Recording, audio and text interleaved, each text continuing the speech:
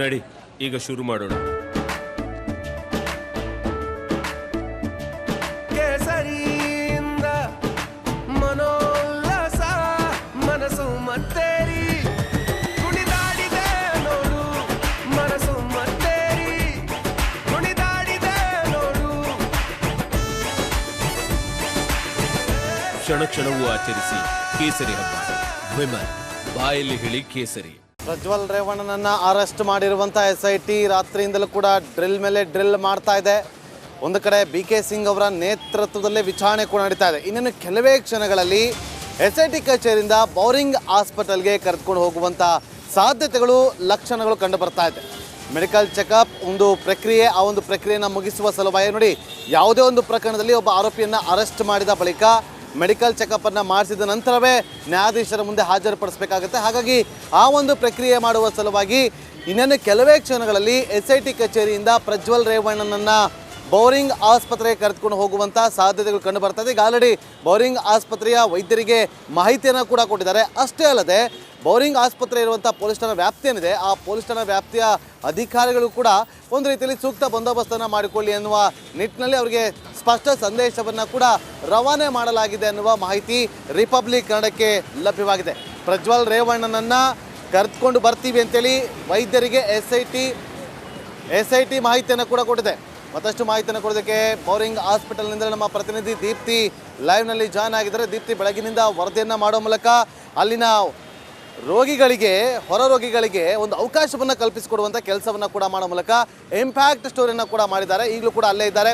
ದೀಪ್ತಿ, ಯಾವ ರೀತಿಯಾಗಿ ಅಲ್ಲಿ ವ್ಯವಸ್ಥೆಯನ್ನು ಮಾಡ್ಕೊಂಡಿದ್ದಾರೆ, ಅಲ್ಲಿ ಯಾವ ರೀತಿಯಾಗಿ ತಪಾಸಣೆ ನಡೆಯುತ್ತೆ, ಅಪ್ಡೇಟ್ಸ್ ಕೊಡ್ಬೋದಾ ದೀಪ್ತಿ?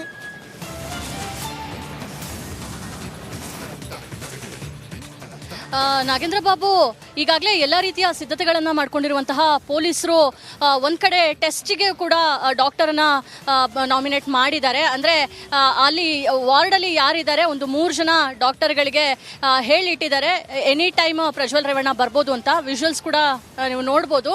ಅಂದರೆ ಎಮರ್ಜೆನ್ಸಿ ವಾರ್ಡ್ನಲ್ಲಿ ಕೆಲವೇ ಹೊತ್ತಿನಲ್ಲಿ ಪ್ರಜ್ವಲ್ ರೇವಣ್ಣನ SIT ಅಧಿಕಾರಿಗಳು ಕರ್ಕೊಂಡು ಬರ್ತಾರೆ. ಬರುವಂತಹ ಸಂದರ್ಭದಲ್ಲಿ ಆತನಿಗೆ ಜನರಲ್ ಮೆಡಿಕಲ್ ಟೆಸ್ಟನ್ನು ಮಾಡೋದಕ್ಕೆ ಈಗಾಗಲೇ ಸಿದ್ಧತೆಗಳನ್ನು ಮಾಡಿಕೊಂಡಿರುವಂಥದ್ದು. ಪ್ರಮುಖವಾಗಿ ಬ್ಲಡ್ ಶುಗರು, ಹಾಗೆ ಆತ ಫಿಸಿಕಲಿ ಮತ್ತು ಮೆಂಟಲಿ ಯಾವ ರೀತಿಯಾಗಿ ಸ್ಟೇಬಲ್ ಇದ್ದಾನೆ ಅಂತ ಹೇಳುವಂತಹ ಕೆಲವೊಂದು ಟೆಸ್ಟ್ಗಳನ್ನು ಮಾಡಲಾಗುತ್ತೆ. ಇಲ್ಲಿ ಎವಿಡೆನ್ಸ್ ತುಂಬಾ ಮುಖ್ಯ ಆಗುತ್ತೆ. ಈಗಾಗಲೇ ಸಾಕಷ್ಟು ಎವಿಡೆನ್ಸ್ಗಳನ್ನು ನಾಶ ಮಾಡಿರುವಂತಹ ಪ್ರಜ್ವಲ್ ರೇವಣ್ಣ SIT ಅಧಿಕಾರಿಗಳಿಗೆ ಒಂದು ರೀತಿಯ ಸವಾಲನ್ನು ಒಡ್ಡಿದ್ದಾನೆ.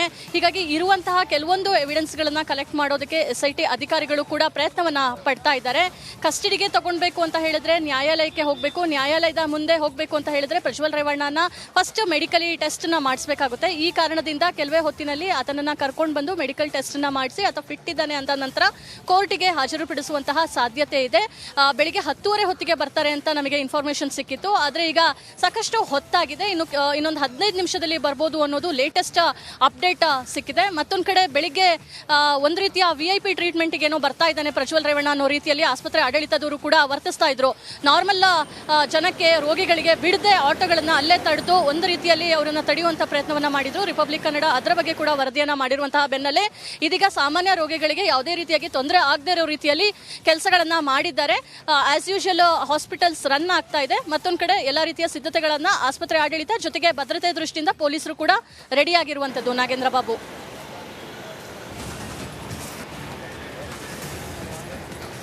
ಓಕೆ, ಥ್ಯಾಂಕ್ ಯು ದೀಪ್ತಿ ನಿಮ್ಮೆಲ್ಲ ಮಾಹಿತಿಗಾಗಿ. ದೇಶದ ಅತಿ ದೊಡ್ಡ ನೆಟ್ವರ್ಕ್ ನಿಂದ ಮೆಗಾ ಕವರೇಜ್. ದೇಶದ ಮತದಾರನ ಆದೇಶ NDAಗ ಇಂಡಿ ಒಕ್ಕೂಟಕ್ಕ. ಲೋಕ ಅಖಾಡದಲ್ಲಿ ಗೆಲ್ಲೋದ್ಯಾರು, ಸೋಲೋದ್ಯಾರು. ಕರುನಾಡಿನ 28 ಕ್ಷೇತ್ರಗಳ ನಿಖರ ಫಲಿತಾಂಶ. ಫಾಸ್ಟ್ ರಿಸಲ್ಟ್, ಪಕ್ಕಾ result. Number 1 election team, number 1 network, number 1 coverage.